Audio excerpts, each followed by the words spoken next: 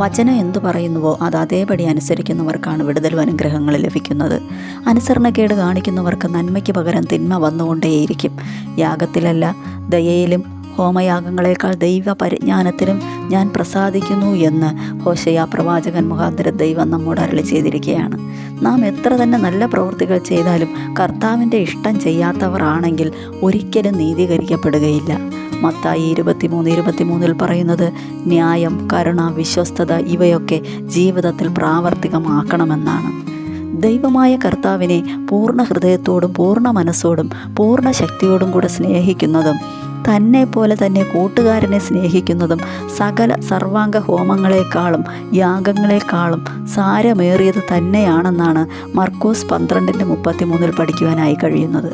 മറ്റുള്ളവരെ കുറ്റം വിധിക്കുന്നതിന് മുമ്പ് സ്വയം ശോധന ചെയ്യേണ്ടിയിരിക്കുന്നു എന്നാണ് കർത്താവ് നമ്മോട് പറയുന്നത്.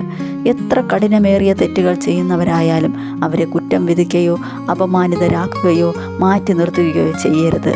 കർത്താവ് പറയുന്നത് യാഗത്തിലല്ല കരുണയിലത്രേ ഞാൻ പ്രസാദിക്കുന്നു എന്നുള്ളത് എന്ത് എന്ന് നിങ്ങൾ അറിഞ്ഞിരുന്നു എങ്കിൽ കുറ്റമില്ലാത്തവരെ കുറ്റം വിധിക്കയില്ലായിരുന്നു എന്നാണ്. യേശു പറഞ്ഞു, അങ്ങനെ തന്നെ മാനസാന്തരം കൊണ്ട് ആവശ്യമില്ലാത്ത 99 നീതിമാന്മാരെ കുറിച്ചുള്ളതിനേക്കാൾ മാനസാന്തരപ്പെടുന്ന ഒരു പാപിയെ ചൊല്ലി സ്വർഗത്തിലധികം സന്തോഷമുണ്ടാകും. യേശു വന്നത് പാപികളെ രക്ഷിപ്പാനാണ്. വചനം ഇങ്ങനെ പറയുന്നു, ക്രിസ്തുയേശു പാപികളെ രക്ഷിപ്പാൻ ലോകത്തിൽ വന്നു എന്നുള്ളത് വിശ്വാസ്യവും എല്ലാവരും അംഗീകരിപ്പാൻ യോഗ്യവുമായ വചനം തന്നെ. സ്വയം പാപിയാണെന്ന് അംഗീകരിച്ച് ദൈവം മുമ്പാകെ താഴ്മയോടെ കടന്നു വരുന്നവരെയാണ് ദൈവം അനുഗ്രഹിക്കുന്നത്. ഇവിടെ പരീശന്മാർ നിയമങ്ങളും ആചാരങ്ങളും കർശനമായി പാലിച്ചെങ്കിലും മറ്റുള്ളവരോട് അലിവും കരുണയും കാണിച്ചില്ല.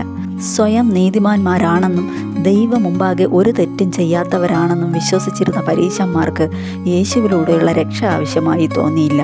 പക്ഷേ തങ്ങൾ പാപികളാണെന്നും ദൈവിക കരുണ ആവശ്യമാണെന്നും തിരിച്ചറിഞ്ഞവർക്കായിട്ടാണ് യേശു വന്നത്. അങ്ങനെയുള്ളവരെയാണ് മാനസാന്തരത്തിലേക്കും വീണ്ടെടുപ്പിലേക്കും കർത്താവ് നയിക്കുന്നത്. കേവലം മതപരമായ ആചാരങ്ങളിലോ ചടങ്ങുകളിലോ മാത്രം ശ്രദ്ധ കേന്ദ്രീകരിക്കാതെ ചുറ്റുമുള്ളവരോട് സ്നേഹവും കരുണയും കാണിക്കുന്നവരായി മാറുകയും ചെയ്യണമെന്നാണ് കർത്താവ് നമ്മെ ബുദ്ധി ഉപദേശിക്കുന്നത്. തിന്മയിൽ നിന്നും മറ്റുള്ളവരെ വീണ്ടെടുത്ത് നന്മയിലേക്ക് മടക്കി വരുത്തുവാൻ സഹായിക്കുന്നവരായും മാറുക.